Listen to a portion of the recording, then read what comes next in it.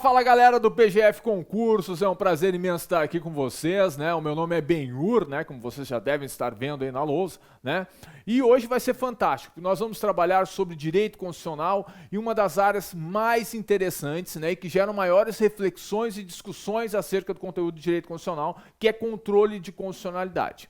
Gente, primeiramente, eu quero deixar claro para vocês que eu estou aqui com o PGF com aquele mesmo objetivo que eu sempre tive, que é participar do sonho de vocês. É uma responsabilidade muito grande, eu sei disso, mas eu quero, né, de mãos dadas com vocês, né, chegar lá até a hora da nossa prova e alcançar o nosso maior objetivo, que é a nomeação do nosso concurso público, né? Não é só a aprovação, nós queremos nomear. Gente, e para isso então eu estarei aqui com vocês, né, lembrando mais uma vez que qualquer coisa é chamar, o meu nome é Benhur, o meu Instagram é @benhurbotelho, muito fácil, muito fácil, muito fácil, só chamar lá, se quiser seguir, beleza, se não quiser, só solicita mensagem, mas não deixa de questionar quando tiver uma dúvida, isso é muito importante. Eu tenho aquele seguinte contrato, assim como o Rousseau fez lá o contrato social, eu quero fazer o meu contrato social com vocês.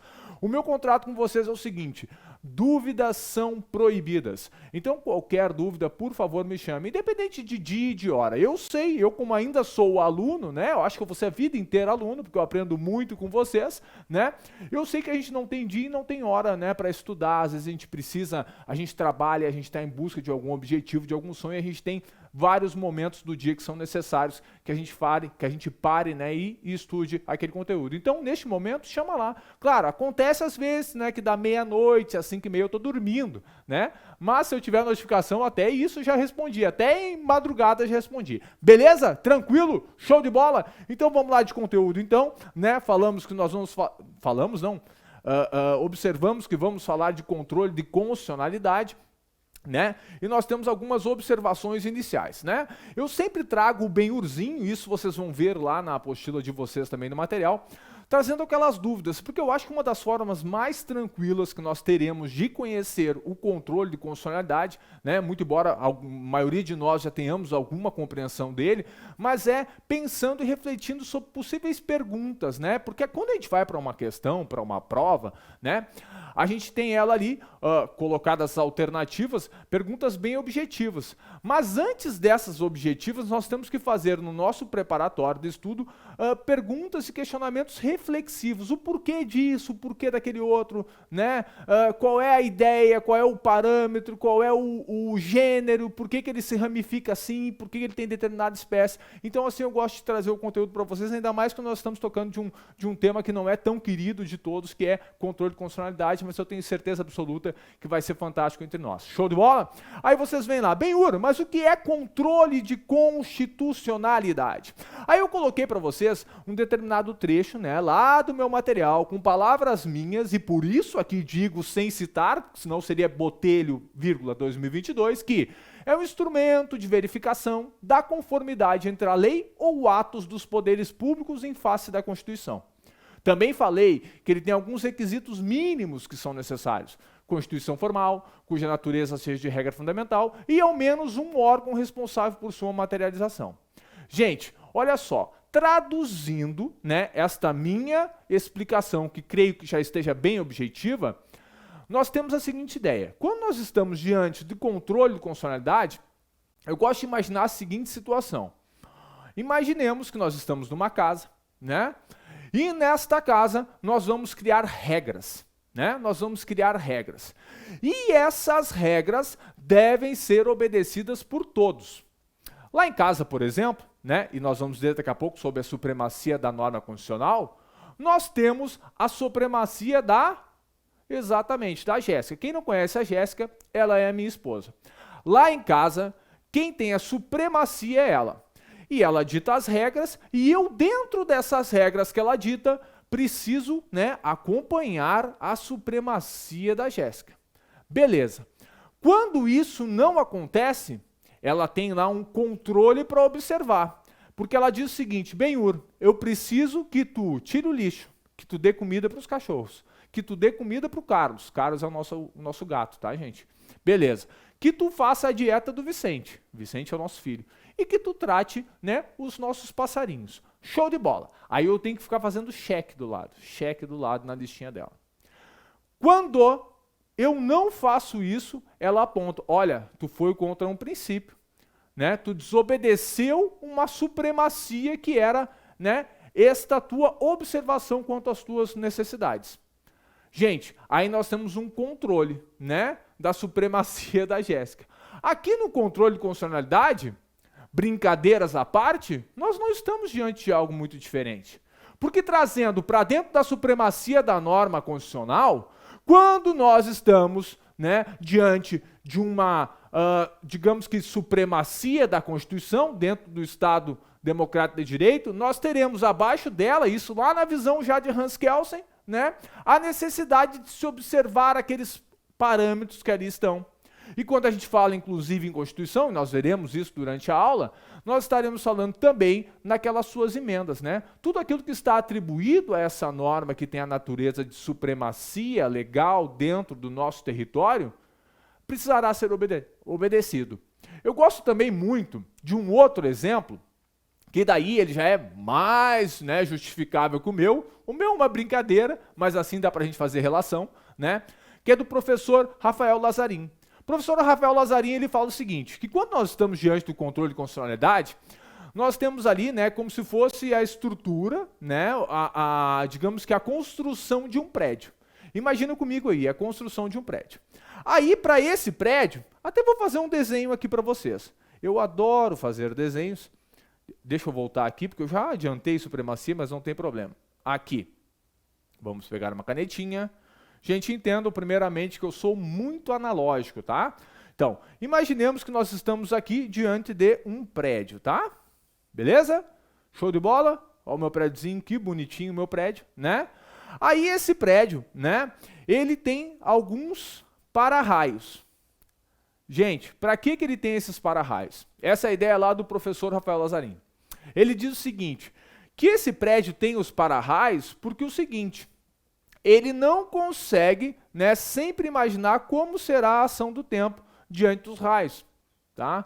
Então ele precisa ter para-raio para que ele consiga absorver dentro da sua estrutura, né, toda essa carga energética. Pois bem, traduzindo em miúdos, o que ele diz? Que o seguinte, o controle de constitucionalidade é como se fosse uma ferramenta, né, que o prédio será, veremos daqui a pouco o nosso parâmetro, que é a Constituição Federal.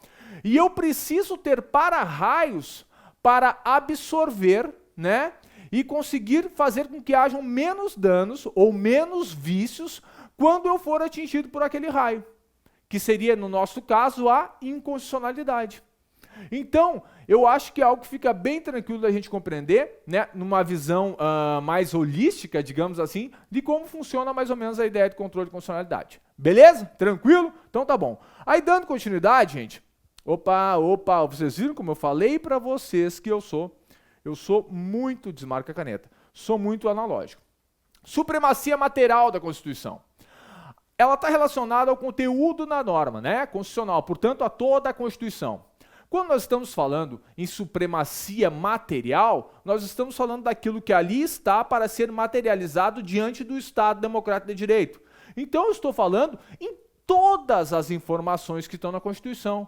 Mas Benhur, tu falou nas emendas também. Quando eu falo, porque a gente sabe que as emendas constitucionais, elas não estão com o seu texto expresso na Constituição Federal, né? Mas elas assim devem ser compreendidas, né? Tanto que nós vamos ver depois que caberá controle de constitucionalidade, né? Ação direta de constitucionalidade, que daí seria uma espécie dentro do controle, né? De normas que não estão, né? De textos que não estão expressos. Ou seja, então, quando nós observamos a questão material, pensemos o seguinte, é aquilo que o Estado quer materializar para as pessoas. E quem é a primeira norma que traz isso? É a Constituição Federal. A Constituição Federal, gente, ela acontece quando nós temos aquelas três situações, né, que lá já no período da Revolução Francesa se falou muito, em especial por reflexões de dois grandes nomes, né, Barão de Montesquieu, né, que é aquele responsável pela tripartição dos poderes, e o famoso Jean-Jacques Rousseau, né, eles que foram naquele período do iluminismo, do Estado moderno, que veio lá pós as situações, na verdade não, eles anteciparam as situações que aconteceriam depois das revoluções americana e francesa.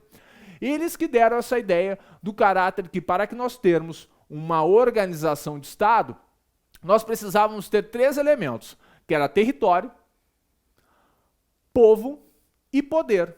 Só que na visão deles, nós tínhamos que dar esse poder não mais aos monarcas, mas sim ao povo, cuja soberania criaria um novo poder, que era o poder soberano, um poder de todos.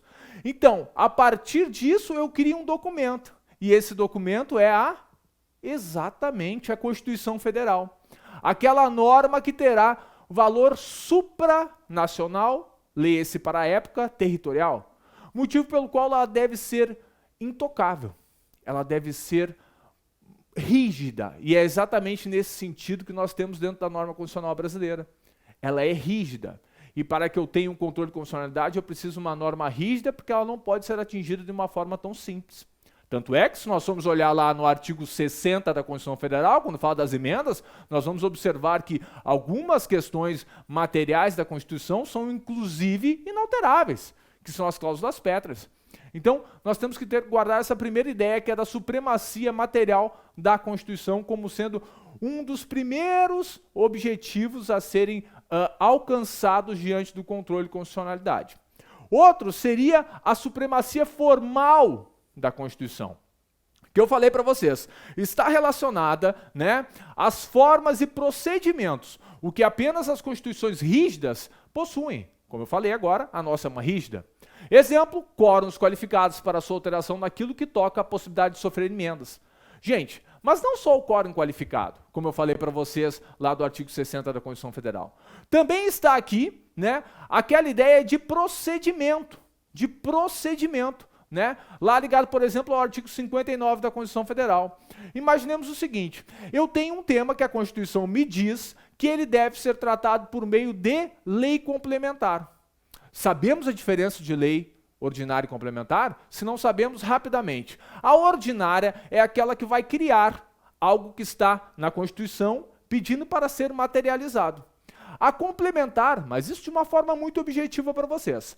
A complementar, ela visa o quê? Exatamente, complementar algo que a Constituição já expõe para nós. Imaginemos lá os direitos sociais. Eles precisam o quê? Ser complementados. Imaginemos os direitos previdenciários. Eles precisam ser o quê? Complementados. Porque a Constituição Federal já diz, olha, a idade mínima de contribuição, idade para aposentadoria e os requisitos necessários são esses. Agora vai vir uma lei complementar lá do seu ente federado, que vai ter autonomia para organizar essa situação por conta própria, para dizer como fará dentro do seu âmbito.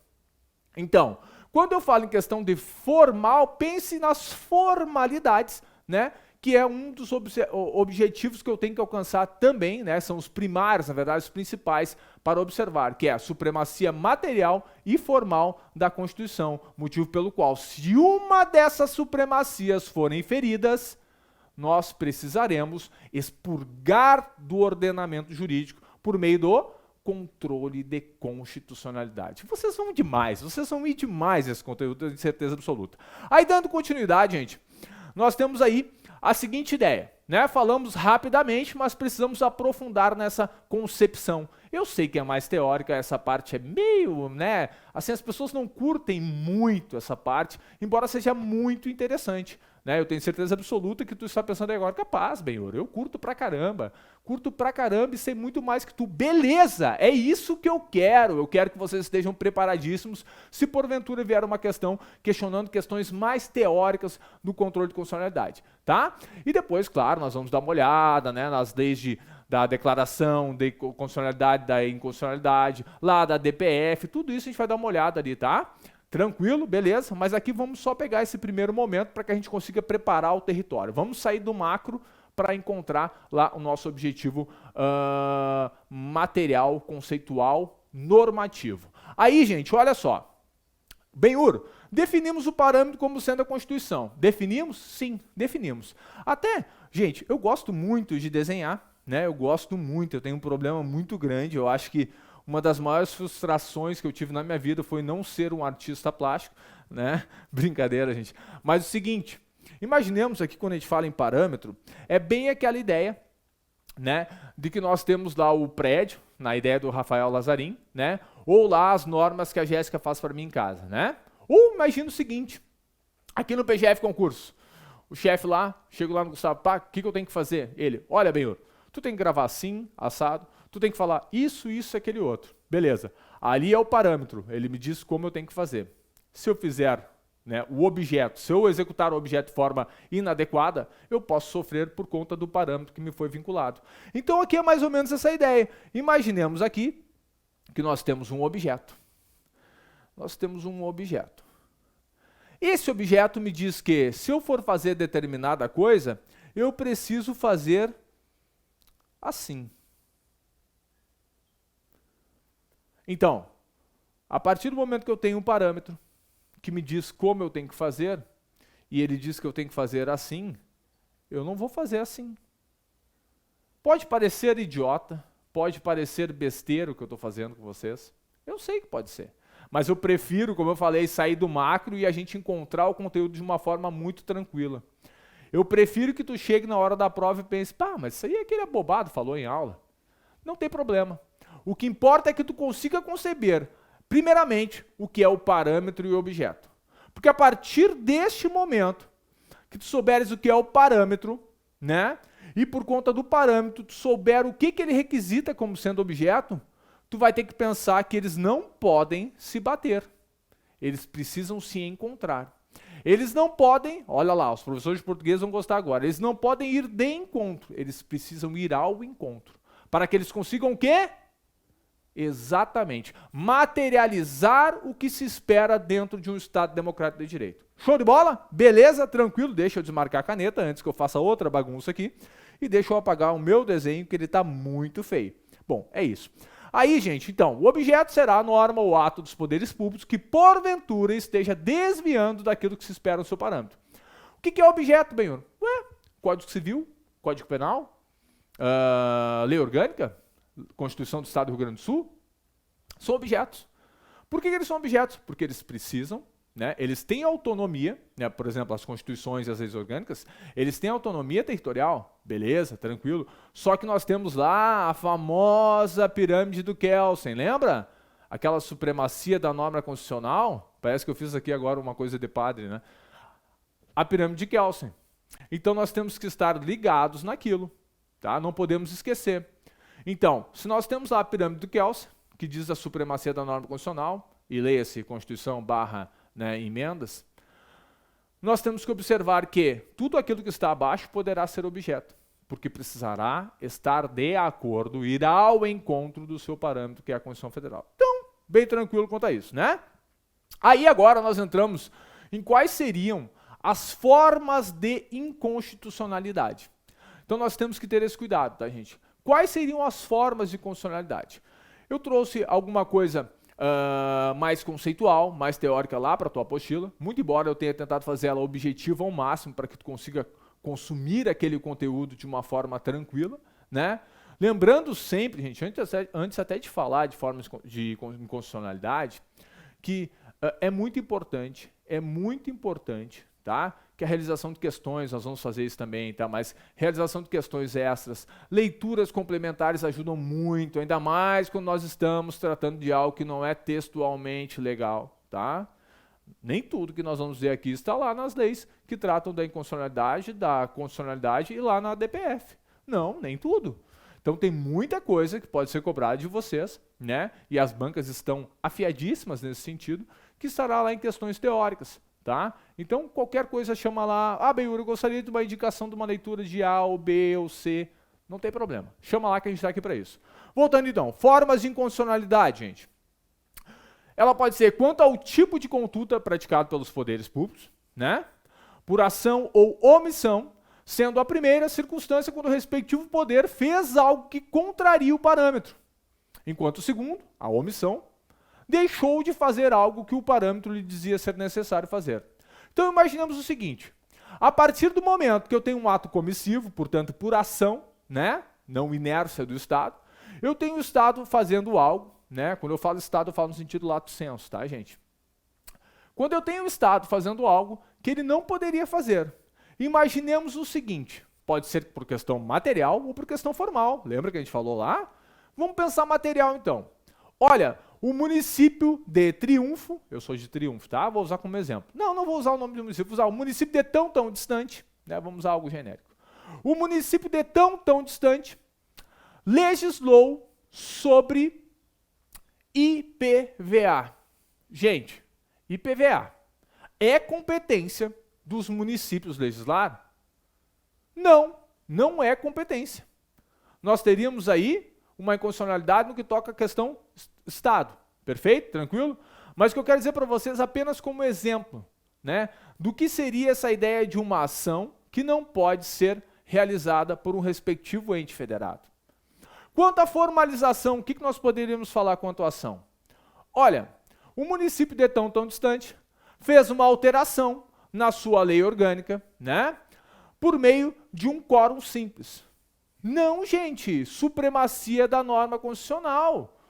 As alterações, Constituição Federal, né, Constituição Estadual, lei orgânica, elas precisam ter aquele interstício mínimo entre uma votação e outra, portanto, 2 turnos de votação, né, e participação de no mínimo 2/3 dos seus membros. Então, isso seria um vício formal. Então, nós já observamos que por ação pode haver formal. E bem, Yuri, como é que é no que toca o omissão? Omissão, gente, nós temos a seguinte situação. Deveria ter legislado sobre e não fez. Quando nós estamos, por exemplo, diante de uma norma de eficácia contida. Por exemplo, a DPF, nós vamos trabalhar, né, nas próximas aulas. A DPF, por exemplo, né, ela estava lá prevista na Constituição Federal, inclusive veio a primeira vez a DPF, né, que é no que toca a arguição do preceito fundamental, ela veio pela primeira vez na Constituição de 88. Aí a DPF estava prevista lá desde 88, né, nós vamos ver depois, só que ela só foi regulamentada em 99. Então, ela era, antes, uma norma de eficácia contida, porque ela precisava de uma lei para regulamentar ela, e nós vamos trabalhar essa lei aqui depois, né? A 6.882, de 99. E o que aconteceu? Depois foi regulamentada. Mas deste interim, nesse espaço de tempo, houve um vácuo legislativo. Aí tu está pensando agora, isso tu está pensando certo. Benhur, mas então tem 2 possibilidades quando nós estamos falando de omissão. Nós temos o mandato de injunção, que está previsto lá no artigo 5º da Constituição Federal, que ele é justamente para tratar daqueles vácuos legislativos, e nós teremos a ação direta, né, de inconstitucionalidade por omissão. Sim, exatamente, por omissão. Então, gente, nós temos que ter muito cuidado quanto a isso, tá bom? Beleza? Tranquilo? Show de bola? Então tá bom. Gente, o que eu vou fazer com vocês? Eu vou terminando essa parte por aqui. Agradeço demais a atenção de vocês, né?